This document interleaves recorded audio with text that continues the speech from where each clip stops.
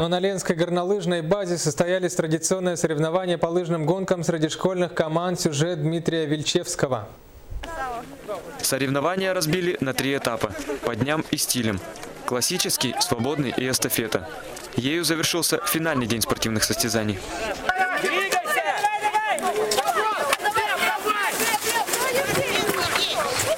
Юноши старшей и средней возрастных групп бежали на дистанцию 5 километров, все остальные – 3.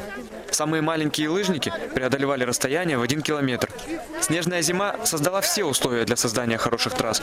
Порадовала и погода.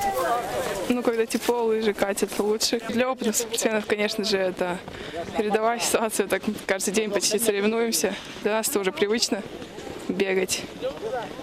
Для новичков интересно это соревноваться, пытаться тянуться за лучшими. Участников в этом году было очень много. Спортивную честь городских и сельских школ защищало около 150 человек. Это наглядно продемонстрировало возросшее желание ребят заниматься лыжными гонками. По итогам этих соревнований отбирается сборная Ленского района среди школьников, которые примут участие в республиканских соревнованиях в городе Алдан. Это 5-10 апреля. Явными фаворитами оказались представители команд городской школы номер 3 и поселка Биченча. Эстафета в последний день гонок решила исход соревнований. Биченчинцы одержали победу. Остальные призеры были отмечены медалями и наградами от Комитета по физической культуре и спорту.